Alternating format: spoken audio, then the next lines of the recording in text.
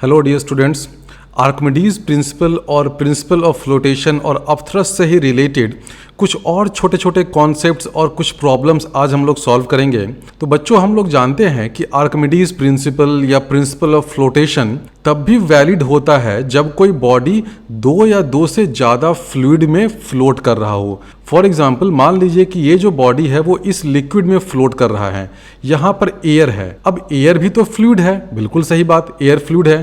तो अगर हम लोग एयर को एक फ्लूइड माने और ये लिक्विड दूसरा फ्लूइड है, तो हम लोग कह सकते हैं कि ये जो बॉडी है वो एयर और इस लिक्विड दोनों में फ्लोट कर रहा है। और एयर के कारण जो अपथ्रस्ट फोर्स लगता है उसका भी काफ़ी रोल होता है।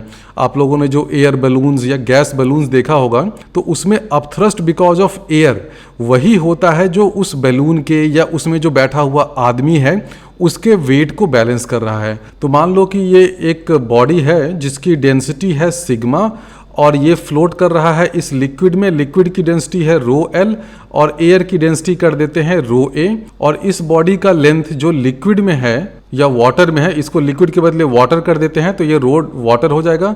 लेंथ जो वाटर में है उसको कर देते हैं एल डब्ल्यू और लेंथ जो एयर में है उसको कर देते हैं एल ए। तो अगर आपको कभी फाइंड करना हो कि बच्चों बताओ ये L A, L W, rho A, rho W, sigma, इन सब में क्या रिलेशन होगा, तो कैसे फाइंड करोगे? बहुत सिंपल तरीका है। ये जो बॉडी है उसका जो वेट है वो किससे बैलेंस होगा? That will be balanced by the upthrust force. अब यहाँ पर अपथ्रस्ट फोर्स कौन कौन लगाएगा? ये एयर भी लगाएगा और ये वाटर भी लगाएगा, दोनों लगाएगा। तो दोनों का जो नेट टोटल अपथ्रस्ट फोर्स होगा वो इस बॉडी के वेट को बैलेंस करेगा। तो अगर ये क्रॉस सेक्शन एरिया ए है तो हम लोग इस बॉडी का वेट क्या लिख सकते हैं? टोटल लेंथ इसका हो गया L A plus L W, ठीक है, ये लेंथ हो गया, इंटू ए कर दीजिए तो वॉल्यूम हो गया, इंटू डेंसिटी ऑफ बॉडी कर दीजिए सिग्मा, तो ये हो गया मास, इंटू जी भी कर देते हैं। लेकिन जी हम लोग जानते हैं कि एलएचएस में और आरएचएस दोनों जगह आता है, कैंसिल हो जाता है, इसलिए जी को नहीं भी लिखिए। तो this is mass of the body. अब ये एल ए लेंथ अगर एयर में है तो कितना एयर डिस्प्लेस हुआ? बहुत सिंपल है, इसको हम लोग ऐसे लिख दें, ए इंटू एल ए, ये वॉल्यूम हो गया। डेंसिटी ऑफ एयर है रो ए, तो रो ए कर दीजिए। जी आएगा, लेकिन जी को हम लोग नहीं लिख रहे हैं क्योंकि हमने जी को यहाँ से भी हटा दिया है। Weight of body this is equal to total upthrust होता है तो दोनों साइड जी आता है, तो जी को हम लोग दोनों साइड से हटा देते हैं। तो यहाँ पर ये वाला टर्म आएगा प्लस अगला टर्म आ जाएगा A into length submerged in water into density of water. हर जगह से ये ए और ए तो कैंसिल हो ही जाएगा। अब मैं इस कॉन्सेप्ट में आपको एक पैराडॉक्स बताता हूँ। अब मान लो हम लोग कुछ ऐसा करते हैं कि यहाँ पे जो एयर है ना, यहाँ पे देखो क्या है, ऊपर में तो अभी एयर है, इस एयर को हम लोग रिमूव कर देते हैं। कुछ सक्शन पंप या वैक्यूम पंप वगैरह से आप इस पूरे एयर को रिमूव कर दीजिए। तो मैं ये पूछ रहा हूँ कि अगर हम लोग यहाँ से ऊपर से एयर को रिमूव कर दें तो length of the body submerged in water वो बढ़ेगा या घटेगा? ध्यान से मेरा क्वेश्चन सुन लो। क्वेश्चन ये है कि अगर हम लोग ऊपर से यहाँ से एयर को रिमूव कर देते हैं तो अभी जो है length of the body submerged in water L W, ये एल डब्ल्यू बढ़ेगा या घटेगा? अब बहुत से बच्चों को लग रहा होगा कि हाँ सर बिल्कुल ये एल डब्ल्यू तो बढ़ना ही चाहिए, बिल्कुल बढ़ना चाहिए, क्योंकि अभी तक क्या हो रहा था, एयर और वाटर दोनों मिल करके इस बॉडी के वेट को बैलेंस कर रहे थे और आपने यहाँ से एयर हटा दिया, यानी कि upthrust force exerted by the air, ये वाला कंपोनेंट तो हट गया। सही बात है, ये वाला कंपोनेंट हट गया, यानी कि आपने एयर को यहाँ से हटा दिया, या मान लीजिए कि रो ए को ज़ीरो कर दिया। किसी भी चीज़ की डेंसिटी जीरो कर देना यानी कि वो बॉडी वहाँ पर है ही नहीं, तो रो ए को ज़ीरो कर दीजिए या एयर को सक्शन पंप या वैक्यूम पंप से खींच करके हटा दीजिए। तो क्या हो जाएगा, ये वाला टर्म हट जाएगा, बचेगा कौन सा टर्म? सिर्फ बचेगा आपको अपथ्रस्ट फोर्स बाय वाटर। तो उस केस में length of body submerged in water अगर हम लोग कर देते हैं एल डब्ल्यू प्राइम, तो ये हो जाएगा ए L W prime into rho water. ये समझ में आया सबको? बिल्कुल क्लियर होगा। तो यहाँ से आपको देखने से ही लग रहा है कि ये जो एल डब्ल्यू प्राइम है ये ऑब्वियसली एल डब्ल्यू से ज़्यादा होगा, क्योंकि देखो एलएचएस में तो अभी भी सेम रहेगा। ये जो बॉडी है इसका तो वेट चेंज नहीं होगा, यहाँ पर एयर हो या ना हो बॉडी का वेट तो चेंज होगा नहीं, तो एलएचएस में तो अभी भी सेम क्वांटिटी रहेगा। चेंज क्या हुआ, ये वाला टर्म चला गया, तो अकेले सिर्फ वाटर ही अपथ्रस्ट फोर्स लगा रहा है। तो उस केस में ऑब्वियसली इस बॉडी का ज़्यादा लेंथ वाटर में सबमर्ज्ड होगा। तो यहाँ से आप देख सकते हैं कि L W prime is greater than L W. ये तो बहुत ही सिंपल कॉन्सेप्ट है। अब मैं इसमें आपको एक पैराडॉक्स बताने वाला हूँ। पैराडॉक्स हो सकता है कि बहुत से लोग उसको पकड़ भी लें, जो मैं एक कभी आर्गुमेंट आपको देने वाला हूँ। कुछ बच्चे हो सकता है कि नहीं पकड़ पाए। तो पैराडॉक्स ये है कि जब तक यहाँ पर एयर था तो यहाँ पर एयर प्रेशर भी था। एयर प्रेशर के कारण ऊपर से नीचे एक फोर्स लग रहा था, कितना P0A लगेगा ना। जब तक एयर होगा यहाँ पे तो ऊपर से नीचे एक फोर्स लगेगा, P0A फोर्स लगेगा।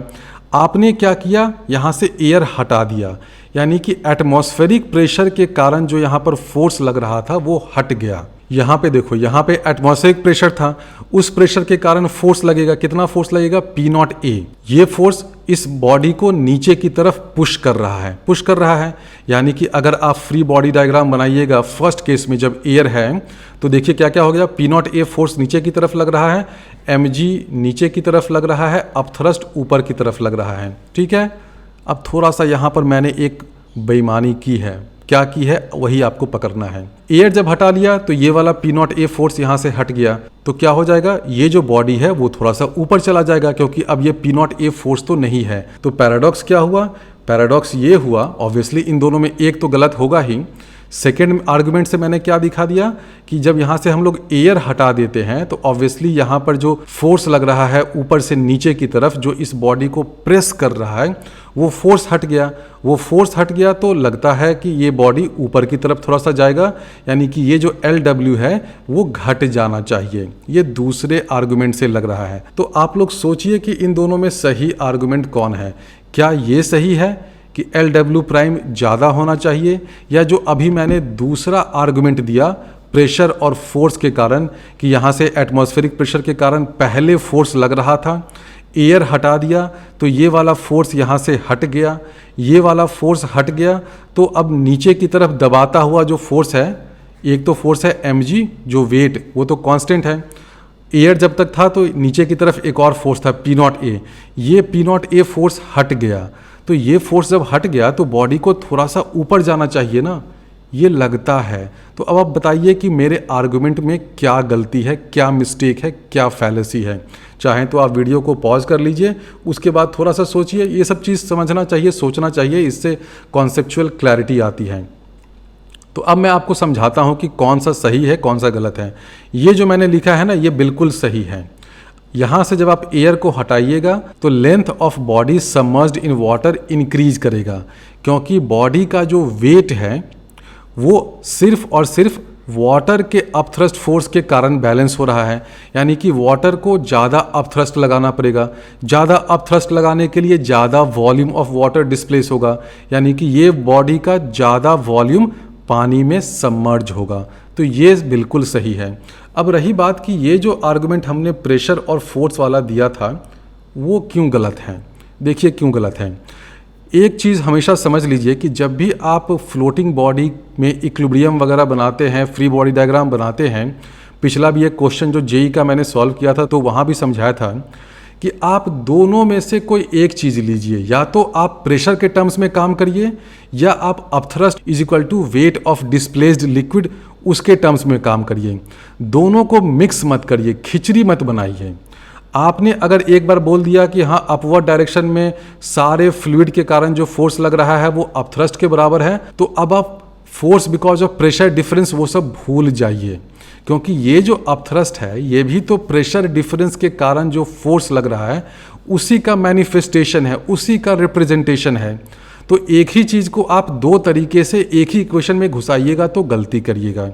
तो जब भी आप इस तरह का क्वेश्चन सॉल्व करें ना, तो आप देखिए कि आप इक्वेशन में या तो सीधे सीधे अपथ्रस्ट लिखो, या अगर आप अपथ्रस्ट के टर्म्स में काम नहीं कर रहे हो तो सीधे सीधे लिखो कि हाँ प्रेशर इनटू एरिया फोर्स है, यहाँ पर फोर्स फाइंड करिए प्रेशर के कारण, और यहाँ पे भी फोर्स फाइंड करिए। देखिए अभी जो मैंने गलत वाला आर्गुमेंट दिया था ना, तो आपको उलझाने के लिए क्या किया था, सिर्फ ऊपर में जो फोर्स लग रहा है ना यहाँ पर P0A नीचे की तरफ वो बता दिया, नीचे से जो फोर्स लग रहा है वो तो बताया ही नहीं। तो ये वाला आर्गुमेंट इसलिए गलत है क्योंकि नीचे से भी ऊपर की तरफ इस डायरेक्शन में फोर्स लग रहा है।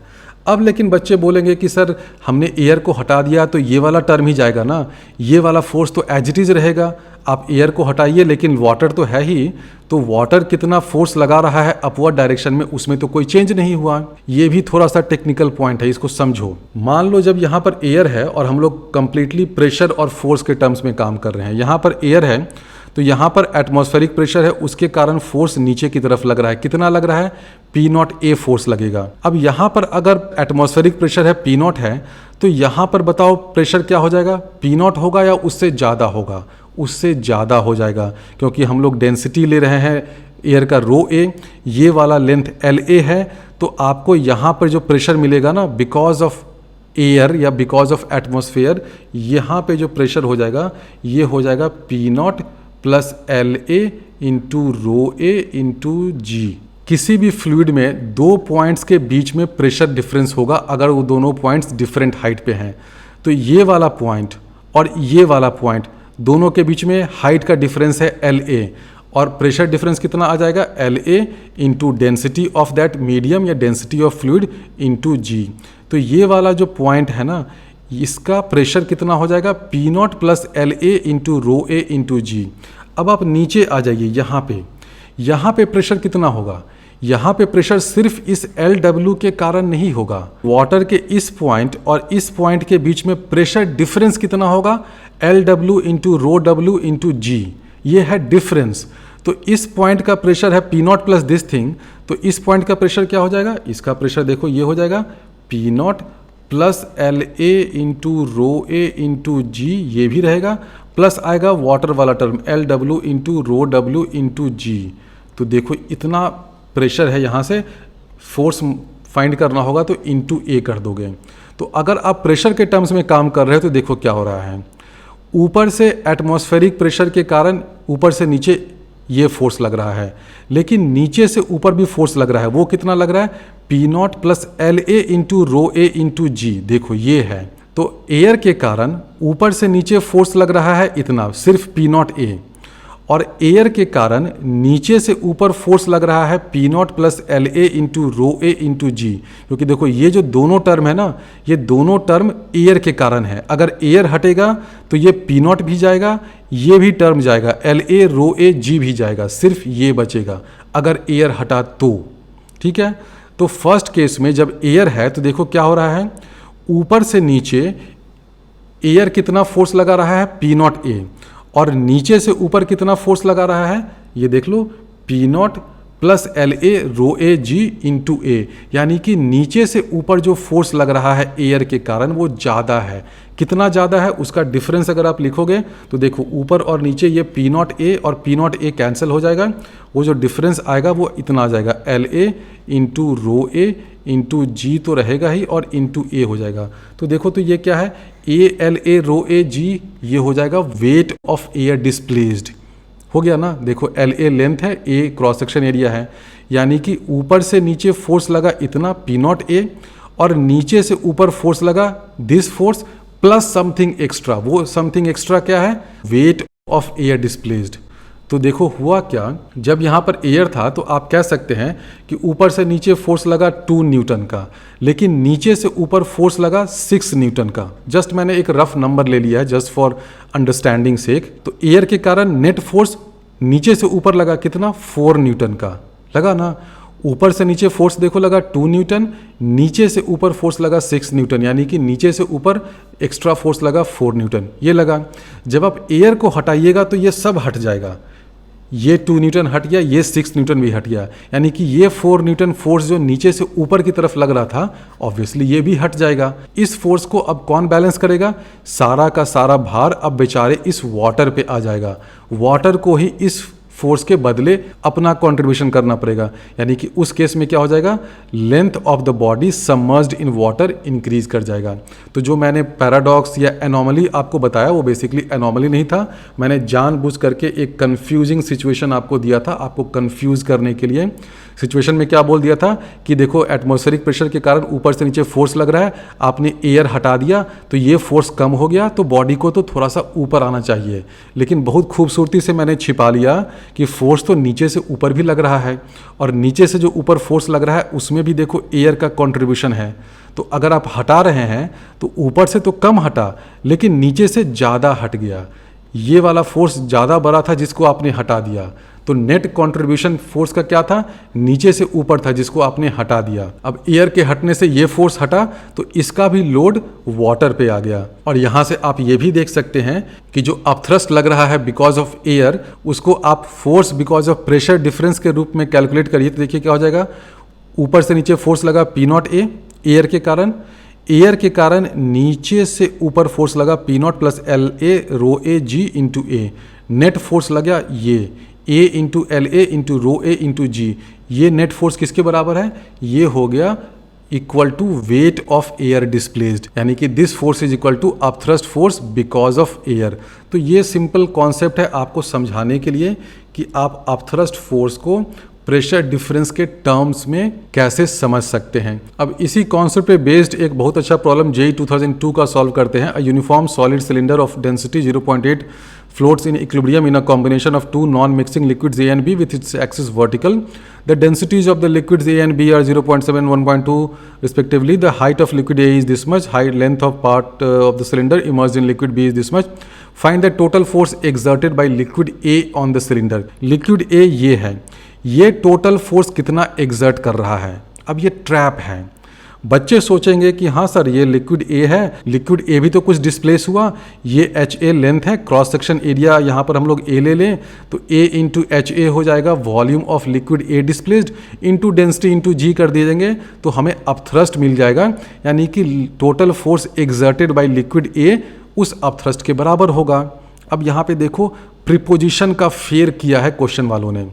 Total force exerted by liquid A zero होगा। क्यों जीरो होगा, सिंपल लॉजिक है। देखो लिक्विड ए यहां पर है, लिक्विड ए फोर्स ऐसे ऐसे लगा रहा है, इधर से लगा रहा है, इधर से लगा रहा है। तो अब देखो because of symmetry argument liquid A तो इक्वल एंड ऑपोजिट फोर्स लगा रहा है, चारों तरफ से फोर्स लगा रहा है, लेफ्ट से राइट भी लगा रहा है, राइट से लेफ्ट भी लगा रहा है, यानी कि लिक्विड ए जो फोर्स लगा रहा है उसका नेट रिजल्टेंट जीरो हो गया। तो total force exerted by liquid A zero होगा। ध्यान रखो मैं बाय बोल रहा हूं, बाय, ठीक है। मैं इस बाय पे क्यों इतना बाय दे रहा हूं मैं अभी ये समझाऊंगा। तो अगर कोई आपसे पूछे कि find the total force exerted by liquid ए, वो जीरो हो गया। लेकिन आप बोलेंगे सर तब तो ये आर्किमिडीज प्रिंसिपल ही आपका फेल हो गया। अपथ्रस्ट फोर्स जो है वो weight of liquid A displaced के कारण होता है, तो यहाँ पे तो लगा ही नहीं रहा है। तो देखो इस लिक्विड ए का रोल क्या है। लिक्विड ए का रोल ये है कि जब आप इस पॉइंट पे आएंगे तो यहाँ पर प्रेशर क्या होगा, यहाँ पर प्रेशर अगर आप मान लेते हैं कि एटमॉस्फेरिक प्रेशर पी नॉट है तो यहाँ पर प्रेशर हो जाएगा P not plus pressure because of this H A plus pressure because of this H B. तो इस एच ए का रोल जो है वो यहाँ पर फील होगा। तो अगर आपसे पूछ रहा है कि फोर्स एग्जर्टेड बाय लिक्विड ए तो वो जीरो हो गया। लेकिन यही अगर आपसे पूछ लेता कि find the force exerted because of liquid A, because of, देखो दोनों प्रीपोजिशन में डिफरेंस है। तो अगर ये पूछता कि find the force exerted because of liquid ए, तो मुझे लगता है उस केस में आपको अपथ्रस्ट बिकॉज ऑफ लिक्विड ए जो भी आ रहा है वॉल्यूम इंटू डेंसिटी इंटू जी वो लिखना पड़ेगा।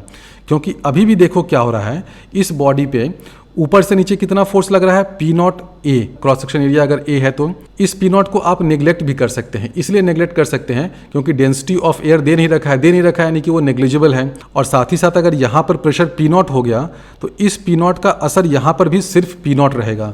तो आप पी नॉट वाले टर्म को इसलिए नेग्लेक्ट कर सकते हैं क्योंकि इस पी नॉट के कारण ऊपर से नीचे फोर्स लग रहा है पी नॉट ए, ये पी नॉट यहाँ पर भी आ जाएगा ना, क्योंकि यहाँ पर प्रेशर क्या हो जाएगा, P not plus H A rho A g plus H B rho B g, यहाँ पर प्रेशर होगा।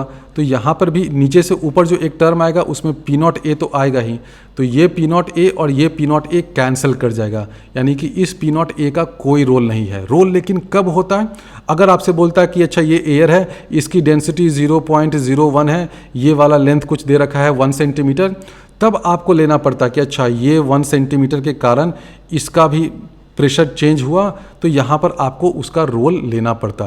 लेकिन उस केस में भी क्या हो जाता, जैसा कि मैंने अभी दिखाया, पी नॉट ए और पी नॉट ए ये दोनों तो कैंसिल कर जाता। तो पहले पार्ट का तो आंसर सीधे सीधे जीरो हो गया। लेकिन इस लिक्विड ए के कारण इस पॉइंट पर प्रेशर बढ़ रहा है। प्रेशर बढ़ रहा है यानी कि नीचे से ऊपर जो फोर्स लग रहा है वो बढ़ रहा है, यानी कि ये जो लिक्विड है ना, ये लिक्विड वो फोर्स यहाँ पर नहीं लगा करके, क्योंकि यहाँ पे तो नेट फोर्स वो 0 लगा रहा है, अपना फोर्स वो यहाँ से लगा रहा है, ठीक है, इस जगह से लगा रहा है। लेकिन अब इस जगह पे है कौन? इस जगह पे तो बी बैठा हुआ है। इस जगह पे बी बैठा हुआ है तो सारा का सारा क्रेडिट जो है वो ये बदमाश बी ले जा रहा है। आपसे अगर पूछे कि यहाँ पे जो लिक्विड बी है वो अपवर्ड डायरेक्शन में कितना फोर्स लगा रहा है नेग्लेक्टिंग एटमॉस्फेरिक प्रेशर, तो आप क्या करिएगा? आप ये करिएगा कि इस जगह पर प्रेशर फाइंड कर लीजिएगा। ये प्रेशर किसके कारण होगा? इस HA के कारण होगा, इस HB के कारण होगा ना। एयर की डेंसिटी नेग्लिजिबल है, उसको हम लोग नेग्लेक्ट कर रहे हैं। एटमॉस्फेरिक प्रेशर भी है, उसको भी नेग्लेक्ट कर दीजिए, क्योंकि ये ऊपर से नीचे भी आ रहा है P0A, नीचे से ऊपर भी P0A फोर्स लग रहा है, तो उसको तो नेग्लेक्ट कर सकते हैं। तो अगर आपसे कोई ये पूछे कि बताओ यहाँ पे force exerted by liquid B कितना होगा, तो आप यहाँ पर प्रेशर फाइंड करिएगा, इनटू क्रॉस सेक्शन एरिया कर दीजिएगा। यानी कि फोर्स जितना भी लगा सब के सब इस बी के क्रेडिट में चला गया, इसके खाते में चला गया। लेकिन जो फोर्स लग रहा है वो इस लिक्विड के कारण भी लग रहा है। मान लीजिए कि ये लिक्विड नहीं होगा तो ऑब्वियसली यहाँ पर प्रेशर कम हो जाएगा, प्रेशर कम होगा तो फोर्स कम हो जाएगा। लेकिन हुआ ये कि क्रेडिट सारा इस बी को मिल गया। फॉर एग्जाम्पल मान लीजिए कि कोई एक बहुत गरीब आदमी है और गांव में रहता है, वो आदमी गांव में रहता है, सी नाम का आदमी है। आप उसको कुछ पैसा देना चाहते हैं, आप हैं आदमी ए, आप रहते हैं मुंबई दिल्ली में, आप उसको पैसा देना चाहते हैं, आप उसको नहीं दे पा रहे हैं क्योंकि इस सी के पास कोई बैंक अकाउंट भी नहीं है। आपको इस सी को देना है, बेचारे सी को 1000 रुपीज़ आप देना चाहते हैं, आपके पास है पैसा, लेकिन आप दे नहीं पा रहे हैं कि आप मुंबई से गांव तो आएंगे नहीं, इस सी के पास कोई बैंक अकाउंट भी नहीं है। अब हुआ क्या, इसी गाँव में एक दूसरा आदमी है बी के पास बैंक अकाउंट है और वो बी आपका दोस्त भी है। तो आपने बी को बोला कि भाई इस सी को, जो बहुत गरीब आदमी है, हम लोग को 1000 रुपीज़ देना चाहिए, इसकी मदद करनी चाहिए। ऐसा करता हूँ, मैं तुम्हारे अकाउंट में 600 रुपीज़ दे देता हूँ, तुम भी उसको देना ही चाहते हो, तुम भी कुछ पैसा अपना मिला करके सी को दे देना, तुम्हारे ही गाँव में रहता है। बी बोलेगा बहुत अच्छी बात है। तो क्या हुआ, आपने पैसा डाला बी के अकाउंट में 600 रुपीज़। बी क्या किया, उसमें अपना 400 रुपया और मिला करके इस सी को दे दिया। कितना दिया? 1000 रुपीज़। और सी को क्या बोला कि ले बेटा मैं तुझे 1000 रुपीज़ दे रहा हूँ। तो सारा का सारा क्रेडिट किसको मिल गया? बी को मिल गया। लेकिन पैसा तो ए ने भी दिया था ना। वही हाल यहाँ पर हो रहा है। सारा का सारा फोर्स लग रहा है यहाँ पे बॉटम वाले सरफेस पे। किसके कारण लग रहा है? ए के कारण भी लग रहा है, बी के कारण भी लग रहा है, दोनों का कंट्रीब्यूशन है। इस ए के कारण भी तो हाइड्रोस्टैटिक प्रेशर है ना, दोनों का कंट्रीब्यूशन है। लेकिन अब फोर्स लग रहा है बी लिक्विड में, यानी कि उसका जो माध्यम बना फोर्स लगने का, मीडियम बन गया, वो बी बन गया। तो अब हम लोगों से कोई पूछेगा कि force exerted by liquid B, तो सारा का सारा फोर्स जो है वो एक्सर्टेड बाय लिक्विड बी हो गया। ये जो हो गया लिक्विड ए, उसके द्वारा फोर्स एक्सर्टेड 0 हो गया। तो वही खेल यहाँ पर हो रहा है। लेकिन हम लोग तो जान रहे हैं कि जो यहाँ पर फोर्स लग रहा है ये बिकॉज ऑफ लिक्विड ए भी लग रहा है। तो अब हम लोग जल्दी से इस क्वेश्चन को सॉल्व कर देते हैं। बहुत सी राम कहानी मैंने आपको सुना दी। दूसरे पार्ट में पूछा find H the length of part of the cylinder in air. तो अब इसको क्या करिएगा, आपको आर्किमिडीज प्रिंसिपल से पता है कि जो इस सिलेंडर का वेट होगा वो हो जाएगा upthrust by both the liquids, यानी कि weight of the displaced liquid of both A and B, दोनों का जितना लिक्विड डिस्प्लेस हुआ है उसके वेट के बराबर। तो सबसे पहले वेट ऑफ दिस सिलेंडर क्या हो जाएगा, इसका वेट हो जाएगा, मान लेते हैं क्रॉस सेक्शन एरिया ए है, तो ए इंटू लेंथ, लेंथ कितना है इसका H प्लस ये वाला HA प्लस HB, HA और HB दे रखा है क्वेश्चन में, HA और HB 1.2 और 0.8 है, into density of this cylinder is 0.8। अब इंटू G करना पड़ेगा वेट के लिए, लेकिन आप जानते हैं कि दोनों साइड G और G आता है, कैंसिल हो जाएगा, तो हम लोग उसको छोड़ देते हैं। तो this will be balanced by, किसके द्वारा बैलेंस हो जाएगा ये, upthrust force by liquid A and liquid B. Upthrust force by liquid A क्या हो जाएगा, इसका जितना वॉल्यूम डिस्प्लेस हुआ है तो वो क्या हो जाएगा, ए इंटू करिए एच ए है 1.2 इंटू डेंसिटी ऑफ लिक्विड ए वो है 0.7। अब सब जगह जी आएगा, उसको हमने हटा दिया है, प्लस कर दीजिए ए इंटू एच बी है 0.8, यानी कि into 0.8 into density of liquid B, तो ये हो जाएगा 1.2। तो ये इक्वेशन आएगा। अब सब जगह ए और ए तो कैंसिल कर ही दीजिए, ये तो ए ज़बरदस्ती का आता है, तो आपको एच में एक सिंपल रिलेशन आएगा, इसको सॉल्व करिएगा तो एच की वैल्यू आ जाएगी 0.25 सेंटीमीटर। अब पार्ट सी में पूछा है the cylinder is depressed in such a way that it's top surface is just below the upper surface of liquid A and is then released, find the acceleration of the cylinder immediately after it is released. आपने इसको depress कर दिया, तो depress करने से extra force कितना लगा? जब तक आपने इसको डिप्रेस नहीं किया है इस सिलेंडर को, तो जितना इसका वेट होगा, this mg is balanced bye upthrust force. ये अपथ्रस्ट फोर्स किसके किसके कारण है? लिक्विड ए के कारण भी है, लिक्विड बी के कारण भी है। अब क्या हो रहा है, आप इसको नीचे पुश कर रहे हैं। पुश करने से क्या होगा, ये एच लेंथ नीचे चला गया, तो नीचे जाने से कितना एक्स्ट्रा फोर्स आएगा? अभी ये एच लेंथ एयर में है, तो एयर का हम लोग अज्यूम कर रहे हैं कि डेंसिटी नेग्लिजिबल है, तो एयर के कारण तो कोई अपथ्रस्ट फोर्स नहीं है। जब आपने इसको एच लेंथ नीचे पुश कर दिया, तो एच लेंथ एक्स्ट्रा किस में गया? लिक्विड बी में घुसा ना। लिक्विड ए में तो जितना देखो पहले लेंथ था एच ए, उतना ही रहा। आप इस सिलेंडर को ऐसे पुश कर रहे हो नीचे की तरफ, तो सिलेंडर कहाँ से स्टार्ट हुआ? यहाँ से स्टार्ट हुआ। एच ए लेंथ तो लिक्विड ए में ही रहा, लिक्विड बी में एच लेंथ एक्स्ट्रा गया, एच लेंथ लिक्विड बी में एक्स्ट्रा गया, तो एक्स्ट्रा फोर्स कितना लगा? मैं अभी सिर्फ एक्स्ट्रा फोर्स की बात कर रहा हूँ। एक्स्ट्रा फोर्स की बात इसलिए कर रहा हूँ क्योंकि एक्स्ट्रा फोर्स ही तो मुझे एक्सेलरेशन देगा। ये वेट और पहले का अपथ्रस्ट तो आपस में एक दूसरे को कैंसिल आउट कर देंगे, उसके कारण कोई एक्सेलरेशन नहीं होगा। तो हम लोग कह सकते हैं कि जो एक्स्ट्रा अपथ्रस्ट आया वो कितना आएगा? एक्स्ट्रा अपथ्रस्ट वो जो आएगा वो हो जाएगा cross section area A into this H. H हमें मालूम है, एच है 0.25 इंटू कर दीजिए डेंसिटी ऑफ लिक्विड बी, ये हो जाएगा 1.2 इंटू जी। ये हो गया एक्स्ट्रा अपथ्रस्ट। एक्स्ट्रा वर्ड मैं क्यों यूज़ कर रहा हूँ? क्योंकि पहले से जितना अपथ्रस्ट था वो तो है ही, ये एच को नीचे पुश करने के कारण इतना एक्स्ट्रा अपथ्रस्ट आया। अब आप चाहें तो इस क्वेश्चन को टोटल अपथ्रस्ट वगैरह करके भी सॉल्व कर सकते हैं, लेकिन उसमें कैलकुलेशन ज़्यादा लेंदी होगा। मैं ये सब छोटे छोटे ट्रिक्स बता रहा हूँ ताकि आपका कैलकुलेशन आसान हो, एग्जाम में टाइम बचे। तो ये एक्स्ट्रा अपथ्रस्ट हुआ, यही एक्स्ट्रा अपथ्रस्ट जो है वो नेट अनबैलेंस्ड फोर्स है। तो जो भी एक्सेलरेशन वगैरह आता है बॉडी में वो तो अनबैलेंस्ड फोर्स के कारण आता है ना, तो इसी अनबैलेंस्ड फोर्स के कारण एक्सेलरेशन आएगा। लेकिन एक्सेलरेशन के लिए हमें इसका मास भी चाहिए, क्योंकि ये तो क्या है, अनबैलेंस्ड फोर्स है। इस फोर्स को हम लोग मास से डिवाइड कर देंगे तो हमें एक्सेलरेशन मिल जाएगा। अब मास ऑफ दिस सिलेंडर क्या होगा ये हमें पता है, इसको हम लोग लिखें तो क्या हो जाएगा, mass is equal to A cross section area into total length कितना था इसका, आपने एच कैलकुलेट कर लिया था सेकेंड पार्ट में, एच ए दे रखा है, एच बी दे रखा है, तीनों को जोड़ दीजिए तो टोटल लेंथ आ जाएगा। तो आप मास ऑफ सिलेंडर फाइंड कर लीजिएगा, इससे एच प्लस 1.2 प्लस 0.8 ये हो गया इसका total length into density of cylinder 0.8, इसको सिंप्लीफाई करिएगा तो ये आपको मिल जाएगा a इंटू 1.8 आ जाएगा। तो आप मास ऑफ सिलेंडर ऐसे भी फाइंड कर सकते हैं, लेकिन इससे एक आसान तरीका है। आसान तरीका क्या है, बहुत छोटे छोटे तरीके ये सब होते हैं जो आपका आधा मिनट या 1 मिनट एग्जाम में बचा सकते हैं। बिफोर डिप्रेसिंग दिस एंड, यानी कि पार्ट बी में जब हम लोग कैलकुलेशन कर रहे थे तो हमें इतना मालूम हो गया था कि जो अपथ्रस्ट फोर्स है वो ऑब्वियसली वेट के बराबर होगा, mg के बराबर होगा, होना ही है, तभी तो ये सिलेंडर फ्लोट कर रहा है। तो अगर हम लोग अपथ्रस्ट फोर्स फाइंड कर लें पार्ट बी में तो वो किसके बराबर है, mg के बराबर है, ठीक है। और अपथ्रस्ट फोर्स क्या होता है, वेट ऑफ लिक्विड डिस्प्लेस्ड। तो अपथ्रस्ट फोर्स जरा फाइंड करके देखते हैं वो क्या है। अपथ्रस्ट फोर्स जो है पार्ट बी में वो कितना हो जाएगा, a इंटू 1.2 इंटू 0.7 इंटू करना पड़ेगा g प्लस करना पड़ेगा a इंटू एच बी कितना है 0.8 into density of liquid b है 1.2 इंटू जी।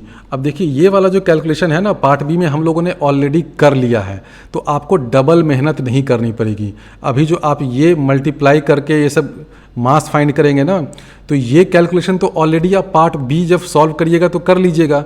इसको जब आप सॉल्व करिएगा, ये सब सिंप्लीफाई करिएगा, 1.8 इंटू 0.7 हो जाएगा 0.84 हो जाएगा, ये हो जाएगा 0.8 इंटू 1.2 हो जाएगा 0.96, दोनों को ऐड करिएगा तो आपको मिल जाएगा 1.8, यानी कि अपथ्रस्ट जो है वो टोटल आपको मिल जाएगा a इंटू 1.8 इंटू जी। तो अपथ्रस्ट हो गया a इंटू 1.8 इंटू जी, और हमें मालूम है प्रिंसिपल ऑफ फ्लोटेशन से कि अपथ्रस्ट जो है वो mg के बराबर है, यानी कि this is equal to mg। यहाँ से हम लोग लिख सकते हैं m इज इक्वल टू सीधे सीधे हो जाएगा a इंटू 1.8। तो आप m को इस तरीके से फाइंड कर सकते हैं आसानी से। तो a इंटू 1.8 इंटू जी जो है वो mg के बराबर होगा, यानी कि m की वैल्यू हो गई a इंटू 1.8।